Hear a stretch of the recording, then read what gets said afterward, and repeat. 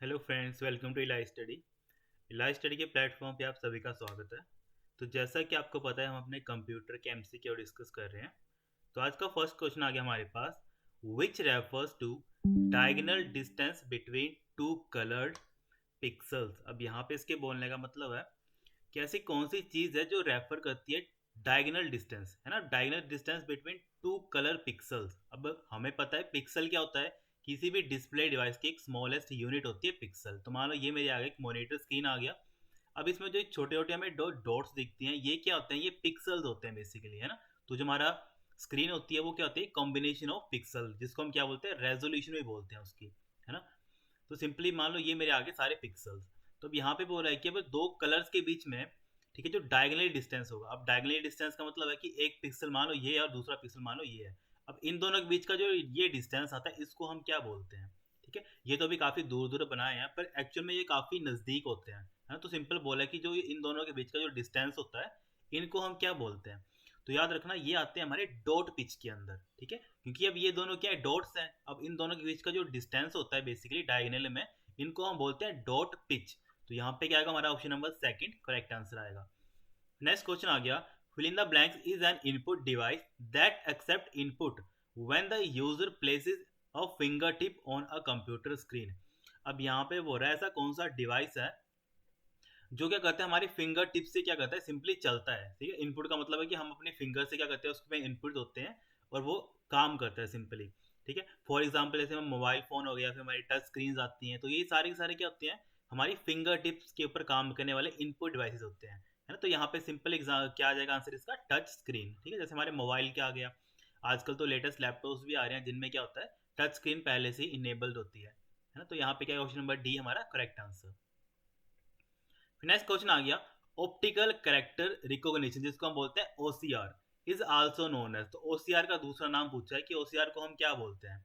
ठीक है, फर्स्ट लिखा है इंटेलिजेंट कोड रिकॉग्निशन, सेकंड लिखा है इंटरमीडिएट कोड रिकॉग्निशन, थर्ड लिखा है इंटरमीडिएट कैरेक्टर रिकॉग्निशन, और लास्ट लिखा है इंटेलिजेंट कैरेक्टर रिकॉग्निशन। तो यहाँ पे हम जो ओसीआर की बात करते हैं, ये क्या तुम्हारा इंटेलिजेंट कैरेक्टर रिकॉग्निशन। तो यहाँ पे क्या ऑप्शन नंबर डी हमारा करेक्ट आंसर आएगा। फिर नेक्स्ट क्वेश्चन आ गया, fill in the blank is a hand held electro optical pointing device. अब यहाँ पे लिखा है electro optical pointing device, it is also called a mouse pen, जिसको हम क्या बोलते हैं, माउस पेन भी बोलते हैं। तो उसको हम क्या बोलेंगे, जॉयस्टिक बोलेंगे। ठीक है, फिर सेकंड लिखा है लाइट पेन बोलेंगे, थर्ड लिखा है ट्रैक बॉल बोलेंगे, या फिर फोर्थ लिखा है टच स्क्रीन बोलेंगे। अब सिंपली यहाँ पे क्वेश्चन में हिंट दे रखा है इलेक्ट्रो ऑप्टिकल पॉइंटिंग डिवाइस, है ना। तो पॉइंटिंग डिवाइस कौन सा होता है, हमारा एक जॉयस्टिक होता है, और जो क्या करता है, लाइट की फॉर्म में क्या करता है, पॉइंट करवाता है। तो यहाँ पे सिंपली क्या आएगा, ऑप्शन नंबर फर्स्ट ही हमारा करेक्ट आंसर आएगा। फिर नेक्स्ट लिखा है जॉयस्टिक एलोज, जो हमारे अभी हमने पीछे एग्जाम क्वेश्चन पढ़ा कि जॉयस्टिक क्या होता है, हमारा एक पॉइंटिंग डिवाइस होता है सिंपली। यहाँ पे लिखा है जॉयस्टिक एलो मूवमेंट्स। अब जो जॉयस्टिक की जो मूवमेंट होती है वो कितने डायरेक्शंस में होती है, अप डाउन होती है, मतलब ऊपर से नीचे चलता है वो, या फिर लिखा है राइट लेफ्ट होती है, राइट लेफ्ट को चलता है, थर्ड लिखा है बोथ, और फोर्थ लिखा है नन ऑफ दीज। ठीक है, तो जॉयस्टिक की मूवमेंट क्या होती है, हमारी दोनों की तरफ होती है।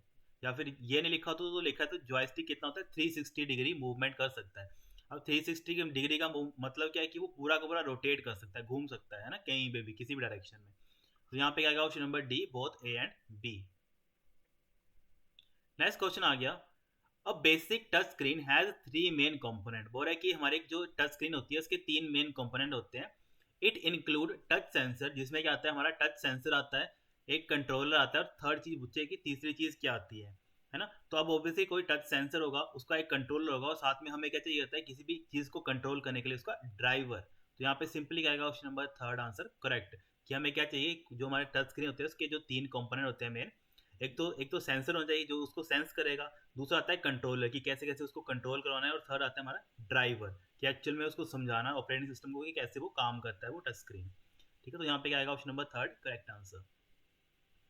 नेक्स्ट क्वेश्चन लिखा है, fill in the blank an external bus standard use for transferring data to and from digital devices. अब यहाँ पे बात की है एक्सटर्नल बस की। एक्सटर्नल बस क्या होते हैं, जो हमारे मतलब मदरबोर्ड के ऊपर बाहर से हम अटैच करते हैं सिंपली कोई भी डिवाइसेस को, तो उनको हम रखते हैं एक्सटर्नल डिवाइसेस, या फिर एक्सटर्नल बस के क्या कहते हैं, उनको कनेक्ट करवाते हैं। तो यहाँ पे बोल रहा है कि ऐसा कौन सा पोर्ट होगा, बेसिकली इसमें बात की है पोर्ट की, कि ऐसा कौन सा पोर्ट होगा जो क्या करता है, जो एक्सटर्नल डिवाइसेस हैं उनको कनेक्ट करवाता है सिंपली, है ना। तो कौन सा आता है, हम कौन सा बस पढ़ते हैं, यूएसबी, यूनिवर्सल सीरियल बस, ठीक है। इसकी फुल फॉर्म क्या आती है हमारे पास, यूनिवर्सल सीरियल बस, ठीक है। यूएसबी की ये फुल फॉर्म होती है यूएसबी की, है ना। नेक्स्ट लिखा है fill in the blanks, printer is also called a pin printer. अब पिन प्रिंटर किसको बोलते हैं ना, पिन प्रिंटर हम किसको बोलते हैं, डॉट मैट्रिक्स को, ठीक है। तो यहाँ पे क्या है, ऑप्शन नंबर डी हमारा करेक्ट आंसर। अब इसको पिन पिन प्रिंटर क्यों बोलते हैं, क्योंकि जो हमारा जो डॉट मैट्रिक्स हम देखते हैं तो उसमें क्या होती है, काफी सारी पिंस का वो कलेक्शन होता है। जो एक डॉट बनता है वो काफी सारी पिंस का एक कलेक्शन होता है सिंपली, है ना। तो इसको इस वजह से हम क्या बोलते हैं, पिन प्रिंटर बोलते हैं। और इसमें एक डॉट मैट्रिक्स का और क्वेश्चन पूछते हैं कि ये करेक्टर तो है ही है, कि ये करेक्टर्स को तो प्रिंट कर सकता है ना, साथ ही साथ वो क्या करता है, ग्राफिक्स को भी प्रिंट करता है ना। करेक्टर्स विद ग्राफिक्स, ऐसा कौन सा प्रिंटर है जो करेक्टर के साथ क्या करता है, ग्राफिक्स को भी प्रिंट करता है, तो वो कौन सा आता है हमारा, डॉट मैट्रिक्स प्रिंटर ही आता है वो हमारा, ठीक है। तो यहाँ पे क्या ऑप्शन नंबर डी हमारा करेक्ट आंसर। और कई बार पूछते हैं ऐसा कौन सा प्रिंटर है जो सिर्फ और सिर्फ क्या करता है, ओनली टेक्स्ट को ही मतलब प्रिंट करता है। ओनली टेक्स्ट कौन करता है हमारा, जो हमारा डेजी व्हील होता है, ठीक है। ये इंपॉर्टेंट क्वेश्चन है। कई बार पूछते हैं कि सिर्फ ओनली टेक्स्ट प्रिंटर जो सिर्फ टेक्स्ट को ही प्रिंट कर सकता है ना, तो वो कौन सा आता है हमारा, डेजी व्हील, ठीक है। ये याद रखना इन चीजों को। नेक्स्ट क्वेश्चन आ गया, which of the following is also known as reflective scanner. यहाँ पे बोला कि रिफ्लेक्टिव स्कैनर किसको बोलते हैं, है ना। तो रिफ्लेक्टिव स्कैनर की जब भी बात आएगी तो अपने ध्यान में रखना, हम बात करते हैं फ्लैट बेड स्कैनर की, ठीक है। तो यहाँ पे क्या आएगा, ऑप्शन नंबर बी हमारा करेक्ट आंसर आएगा। नेक्स्ट लिखा है a scanner that is moved by hand over the material being captured, ठीक है। यहाँ पे बोला है कि ऐसा स्कैनर जो ये करता है, मूव करता है hand over the material, material के ऊपर मूव करता है, फिर बाद में उसको कैप्चर करता है, तो उसको हम क्या बोलते हैं, उसको हम फर्स्ट लिखा है इन्होंने शीट फैट स्कैनर बोलेंगे, सेकंड लिखा है फ्लैट बेड स्कैनर बोलेंगे, थर्ड लिखा है ड्रम स्कैनर बोलेंगे, और फोर्थ लिखा है हैंड हेल्ड स्कैनर बोलेंगे, ठीक है। तो यहाँ पे क्या आएगा, ऑप्शन नंबर हमारा डी करेक्ट आंसर आएगा, ठीक है। क्योंकि यहाँ पे लिखा है ना मूव्ड बाई हैंड, ठीक है। तो मूव्ड बाई हैंड कौन सा हो सकता है, जो हमारा हैंड हेल्ड स्कैनर होते हैं। तो यहाँ पे क्या आएगा, ऑप्शन नंबर डी हमारा करेक्ट आंसर आएगा। फिर नेक्स्ट लिखा है MICR, ठीक है, जो हमने कल पढ़ा था पिछले कर, MICR magnetic ink character reader या फिर रिकॉग्निशन। ये क्या करता है, रीड करता है the character by examining their shapes, है ना। ये हमने कल पढ़ा था कि MICR क्या करता है, किसी भी चीज का जो ऑब्जेक्ट होती है उसकी शेप्स देखता है। जैसे हम कोई चेक बुक देखते हैं, मान लो कोई एक बैंक में जाते हैं, तो हम बैंक में हम क्या करते हैं, चेक बुक्स में से चेक कटवाते हैं। तो सिंपली इसकी बात करिए उसने कि जब भी ये चेक बुक्स के जब ये करेक्टर्स को रीड करता है, नीचे वाले जो मैग्नेटाइज इंक करेक्टर होते हैं, इनको जब रीड करता है बेसिकली, तो ये क्या करता है, उनमें से किस फॉर्मेट में उसको रीड करता है, बाइनरी फॉर्मेट में, अस्काई फॉर्मेट में, मैट्रिक्स फॉर्मेट में, या फिर नन ऑफ दीज। तो याद रखना जब भी हम बात करते हैं प्रिंटर्स की, ठीक है, MICR की बात करते हैं सिंपली, तो जब भी इनको ये स्कैन करता है तो ये स्कैन करता है in the form of matrix, ठीक है। मैट्रिक्स की फॉर्म में स्कैन करता है इनको, है ना। मैट्रिक्स का मतलब क्या होता है, रोज एंड कॉलम, ठीक है। कोई भी चीज जो रोज एंड कॉलम की फॉर्म में डिस्प्ले कराते हैं उसको मैट्रिक्स बोलते हैं। तो ये करता है, जो ये चीज होती है इनको रोज एंड कॉलम्स की फॉर्म में क्या करता है, स्कैन करता है, इस फॉर्मेट पे इसको स्कैन करता है। तो यहाँ पे क्या आएगा, ऑप्शन में हमारा सी करेक्ट आंसर आएगा। नेक्स्ट लिखा है where would you find the letter QWERTY. QWERTY हमें कहाँ मिलता है, हमारे कीबोर्ड के ऊपर, है ना। जैसे हम बोलते हैं ना क्वार्टी कीबोर्ड, स्टार्टिंग में जो हमारी होम रो से जो ऊपर टॉप रो होती है ना, टॉप रो पे हमें क्या मिलता है, क्वार्टी, ठीक है। जैसे QWERTY ऐसा करके लिखा होता है वहाँ पे अल्फाबेट कीबोर्ड के ऊपर। नेक्स्ट लिखा है where does a light pen contain. Light pen कहाँ पे, मतलब पूछा है कि कहाँ पे होता है, LED ink, light sensitive element, या फिर नन ऑफ अबव, ठीक, ठीक है। तो लाइट पेन कहाँ मिलता है हमें, लाइट सेंसिटिव एलिमेंट्स के साथ। तो यहाँ पे क्या है, ऑप्शन नंबर हमारा बी करेक्ट आंसर आएगा। फिर नेक्स्ट लिखा है fill in the blanks is a protocol design for recording and playing back music on digital synthesiser, ठीक है। तो यहाँ बोला कि ऐसा कौन सा प्रोटोकॉल है जो बेसिकली काम करता है रिकॉर्डिंग और प्लेइंग म्यूजिक के रिगार्डिंग, कौन सा प्रोटोकॉल है ना। तो म्यूजिक के रिगार्डिंग कौन सा चलता है हमारा, मिडी, ठीक है। और साथ में ये इसकी फुल फॉर्म भी इंपॉर्टेंट है, म्यूजिकल डिजिटल इंस्ट्रूमेंटल इंटरफेस, ठीक है। तो यहाँ पे क्या आएगा, ऑप्शन नंबर हमारा सी करेक्ट आंसर आएगा। फिर नेक्स्ट लिखा है which is N interactive device that facilitate touch sensation and fine motion control in robotics and virtual reality, ठीक है। वर्चुअल रियलिटी और या फिर जो हमारे रोबोटिक्स होते हैं, इसमें हम क्या यूज करते हैं, एक ग्लव्स का यूज करते हैं, जो बेसिकली क्या करता है, एज अ इनपुट लेके जाता है ना। तो इसको बोलते हैं इंटरेक्टिव। जैसे होता है ना आजकल हम क्या करता है, यूजर के सामने एक डिस्प्ले होती है और यूजर क्या करता है, ग्लव्स को पहनता है अपने हाथों में, और जैसे जैसे मूवमेंट करता है जो उसके अंदर का करेक्टर होता है वो भी एज इट इज मूवमेंट करता है है ना, तो उसको हम क्या बोलते हैं, डाटा ग्लव बोलते हैं। तो सिंपली तो यहाँ पे क्या आएगा ऑप्शन नंबर हमारा थर्ड करेक्ट आंसर आएगा। फिर नेक्स्ट क्वेश्चन लिखा है special input output device such as joystick data glove are involve in. अब यहाँ पे बोला कि ये सारे के सारे क्या इनपुट डिवाइसेस हैं, पर ये किसके अंदर आते हैं, है ना, तो ये आते हैं हमारे हाइपथिक्स के अंदर। ठीक है, यहाँ पे क्या आएगा ऑप्शन नंबर बी हमारा करेक्ट आंसर। अब हम हाइपथिक्स देख लेते हैं क्या होता है। ये होता है हमारी science of applying touch sensation, कि ऐसी साइंस है जो क्या अप्लाई होती है जब भी हम सेंसेशन की बात करते हैं, किसी टच सेंसेशन की बात करते हैं, वहां पे अप्लाई होता है। And control to interact with computer application, और जिसकी हेल्प से हम क्या कर सकते हैं, कंप्यूटर की एप्लीकेशंस को कंट्रोल कर सकते हैं। ठीक है, तो यहाँ पे क्या आएगा ऑप्शन नंबर बी हमारा करेक्ट आंसर आएगा। नेक्स्ट लिखा है क्वेश्चन लिखा है which device typically attachable to computer keyboard, किसको हम कंप्यूटर कीबोर्ड से अटैच कर सकते हैं। ठीक है, allow you allows a blind people to read. ठीक है, उसको हम क्या करते हैं, कंप्यूटर की जो कीबोर्ड होता है उसके साथ अटैच करते हैं, और जो अंधे इंसान होते हैं ना, जिनको मतलब देखने में थोड़ी दिक्कत आती है, तो उनको वो इजीली मतलब वो उनको इजीली फिर यूज़ कर सकते हैं। ठीक है, तो उसको हम क्या बोलते हैं, बैरली डिस्प्ले बोलते हैं। और ये काफ़ी इंपॉर्टेंट है, क्वेश्चन आता है कि ऐसा कौन सा डिस्प्ले है जो विजुअली जो पर्सन होते हैं, जो ब्लाइंड पीपल होते हैं, वो उनको यूज़ करते हैं। ठीक है, तो यहाँ पे हम option number D braille display. Next लिखा है many dot matrix printers are, जो हमारे डॉट मैट्रिक्स प्रिंटर होते हैं ना काफ़ी ज़्यादा, वो क्या होते हैं, यूनिडायरेक्शन होते हैं, बाई डायरेक्शन होते हैं, मल्टी डायरेक्शन होते हैं, या फिर नन ऑफ दीज। जहाँ जब भी डॉट मैट्रिक्स की बात आती है तो ये क्या होते हैं, हमारे बाई डायरेक्शनल प्रिंटर्स होते हैं। ठीक है, तो यहाँ पे ऑप्शन नंबर क्या होगा, बी करेक्ट आंसर आएगा। फिर लिखा है which is a hardware component और system of component that allows a human being to interact with computer. तो यहाँ पे लिखा है कौन सा हार्डवेयर कंपोनेंट है, ठीक है, या फिर हमारा एक सिस्टम का कंपोनेंट है जो हमें इंसानों को हेल्प करता है ताकि हम कंप्यूटर के साथ कम्युनिकेट कर पाएँ। ठीक है, इसको हम इंटरफेस डिवाइस बोलेंगे, ग्राफिकल यूजर इंटरफेस बोलेंगे, या फिर musical interface instrument digital interface बोलेंगे, या फिर नन ऑफ दीज। तो अब ऑब्वियसली अब यहाँ पे क्या लिखा है, हार्डवेयर कंपोनेंट और सिस्टम ऑफ कंपोनेंट्स, है ना, तो ये किसके अंदर आते हैं, हमारे पास इंटरफेस डिवाइस के अंदर। ठीक है, तो यहाँ पे क्या आएगा ऑप्शन हमारा फर्स्ट ही करेक्ट आंसर आएगा। नेक्स्ट लिखा है which is an escape code language use to send command to the printer. ठीक है, सिंपली बोला कि जब हम प्रिंटर यूज करते हैं पर हम कमांड्स का यूज नहीं करते हैं ना, तो उसकी जो बैकएंड की जो कोडिंग होती है या फिर कमांड्स चलती हैं बैकएंड में, वो किस तरह की कमांड होती हैं, पोस्टस्क्रिप्ट होती हैं, पीसीएल होती हैं, बहुत होती हैं, फिर नन। तो ये आती है हमारी पीसीएल के अंदर, है ना। पीसीएल क्या होता है हमारे पास, पीसीएल स्टैंड फॉर, ठीक है, पीसीएल होता है हमारा प्रिंटर कमांड लैंग्वेज। ठीक है, पीसीएल का होता है हमारा प्रिंटर कमांड लैंग्वेज। ठीक है, पीसीएल की, ठीक है, लैंग्वेज शॉर्ट में लिख देता हूँ, ये क्या होती है, इसकी फुल फॉर्म होती है पीसीएल की। फिर नेक्स्ट, अच्छा नेक्स्ट इन्होंने क्वेश्चन ये पूछ लिया कि पीसीएल की जो ये स्टैंड किसके लिए करता है ना, तो अभी हमने पढ़ लिया प्रिंटर कमांड लैंग्वेज। ठीक है, तो यहाँ पे क्या आएगा ऑप्शन नंबर डी हमारा करेक्ट आंसर आएगा। नेक्स्ट क्वेश्चन लिखा है इन्होंने fill in the blanks is a printer language that uses English phrases and programmatically constructions to describe the appearance of printed page to the printer। ठीक है, तो ये किसके अंदर आता है, ये हमारा पोस्ट स्क्रिप्ट के अंदर। ठीक है, तो यहाँ पे अपेयरेंस की जब भी बात आती है तो ये हम उसको किस में रखते हैं, पोस्ट स्क्रिप्ट के अंदर। तो यहाँ पे ऑप्शन होगा फर्स्ट ही क्या होगा करेक्ट आंसर। फिर नेक्स्ट क्वेश्चन लिखा है fill in the blanks is a device which recognize physical और behavioral transmit of individual। ठीक है, ऐसा कौन सा डिवाइस है जो रिकॉग्नाइज करता है फिजिकल और बिहेवियरल ट्रेड्स ऑफ इंडिविजुअल, हर एक पर्सन का, है ना।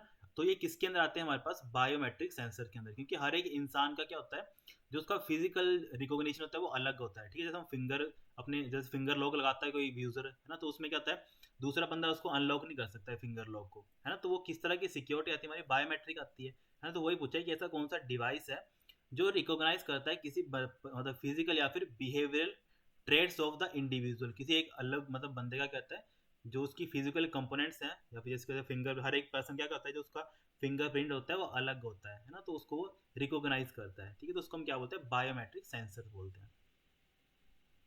फिर नेक्स्ट क्वेश्चन लिखा है printer resolution is a numerical measure of print quality that is measured in. ठीक है, यहाँ पे बोला है कि जो हमारे प्रिंटर की जो सिंपली रेजोल्यूशन की जो न्यूमेरिकल क्वालिटी है उसको हम किस में मेजर करते हैं, तो याद रखना हम तो बात करते हैं डॉट्स पर इंच। ठीक है, कि एक जो इंच आएगा, मान लो ये एक मेरा एक इंच आ गया, इसमें कितने हमने जो डॉट्स है उसको यूज किया, जितने ज़्यादा डॉट्स होंगे उतनी ज़्यादा प्रिंटर की क्या होगी, जो क्वालिटी होगी वो अच्छी मानी जाएगी। है ना।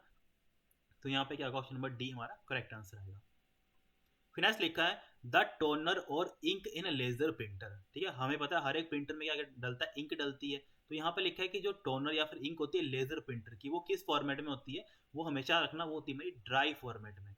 ठीक है, तो यहाँ पे क्या आएगा, ऑप्शन हमारा फर्स्ट ही करेक्ट आंसर आएगा। ठीक है, वहाँ पे वेट मत करना, ना ही तो बहुत करना। यहाँ पे किस फॉर्मेट में होती है, लेजर के अंदर ड्राई फॉर्मेट में होती है, ड्राई इंक होती है बेसिकली। फिर नेक्स्ट क्वेश्चन आ गया, अ thermal transfer printer is a fill in the blanks printer that uses heat to register and impress on a paper। अब यहाँ पे बोल रहा है कि ऐसा कौन सा प्रिंटर होता है जो कि करता है हीट को यूज करता है, तो इसकी हेल्प से हम मतलब पेपर के ऊपर प्रिंट कर सकते हैं। तो हमें पता है थर्मल प्रिंटर किस कैटेगरी के अंदर आते हैं, हमारे नॉन इम्पैक्ट के अंदर, है ना। नॉन इम्पैक्ट के अंदर हम बेसिकली तीन पढ़ते हैं, एक हम पढ़ते हैं थर्मल, ठीक है, थर्मल के अलावा हम दूसरा कौन सा पढ़ते हैं, एक लेजर पढ़ते हैं, और थर्ड पढ़ते हैं हम इंक जेट।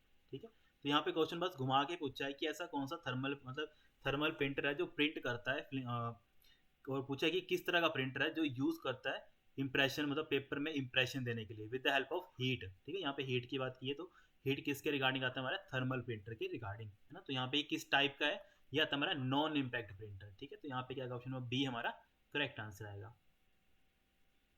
फिर नेक्स्ट लिखा है जो हमारा थर्मल ट्रांसफर प्रिंटर है, इसको हम फर्दर कितने पार्ट्स में डिवाइड करते हैं, तो इसको हम दो पार्ट्स में डिवाइड करते हैं, है ना। तो हमारा थर्मल प्रिंटर कितने पार्ट्स में होता है, दो पार्ट में डिवाइड होता है ना। फर्स्ट क्या आता है हमारे पास, एक आता है डायरेक्ट, ठीक है, इसमें याद रखना, एक आता है हमारा डायरेक्ट थर्मल प्रिंटर, ठीक है, और दूसरा आता है हमारे पास थर्मल वैक्स करके। ठीक है, थर्मल वैक्स। तो ये क्या है, हमारे टाइप ऑफ थर्मल जो हमारे प्रिंटर होते हैं, इसके दो टाइप्स हैं, एक आता है डायरेक्ट और दूसरा आता है हमारा थर्मल वैक्स।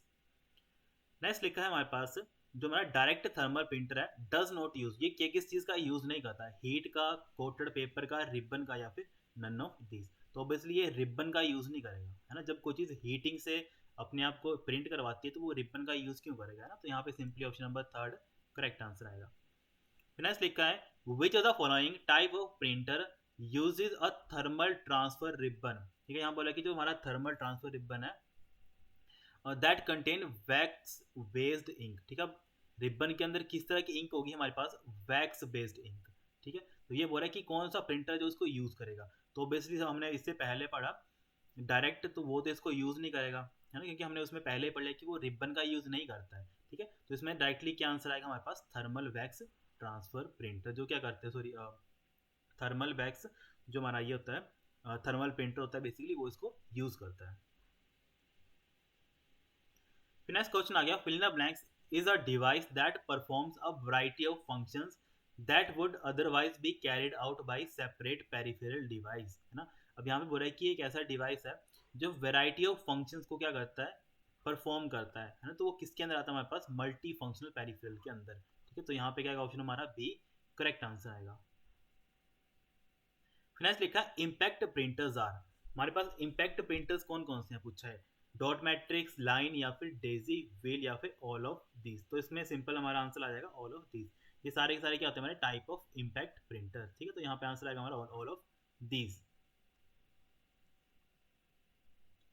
फिर नेक्स्ट लिखा है the term fill in the blank refers to data storage system that make it possible for computer or electronic device to store and retrieve data, है ना। तो यहाँ पे बोले कि ऐसी कौन सी टर्म है जो ये सारी चीजें काम करती है, इसके हेल्प से हम क्या करते हैं, डाटा को स्टोर कर सकते हैं और डाटा को रिट्रीव भी कर सकते हैं ना। तो ये आती है हमारी स्टोरेज टेक्नोलॉजी के अंदर। तो यहाँ पे क्या आएगा, ऑप्शन नंबर थर्ड हमारा करेक्ट आंसर आएगा।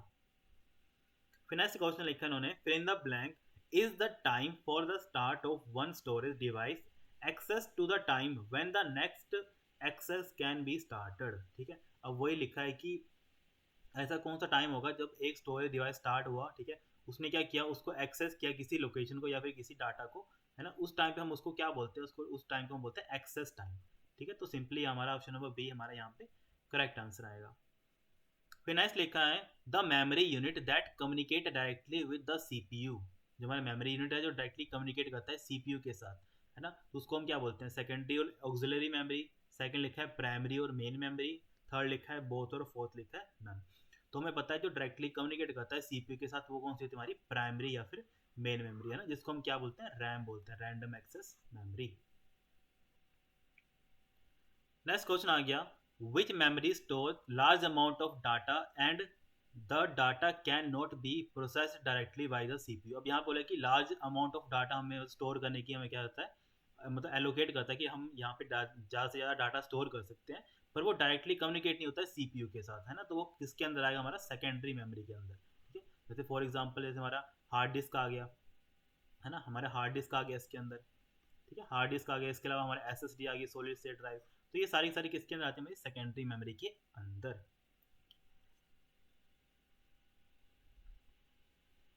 फिर नेक्स्ट क्वेश्चन आ गया हमारे पास, which of the following which of the following are hard disk performance parameter. अब हार्ड डिस्क की अगर मुझे परफॉर्मेंस मेजर करनी होती है तो उसके लिए सारी की सारी चीज़ें मुझे देखनी पड़ती हैं। तो यहाँ पे सिंपल क्या आएगा, ऑल ऑफ दीज, ठीक है।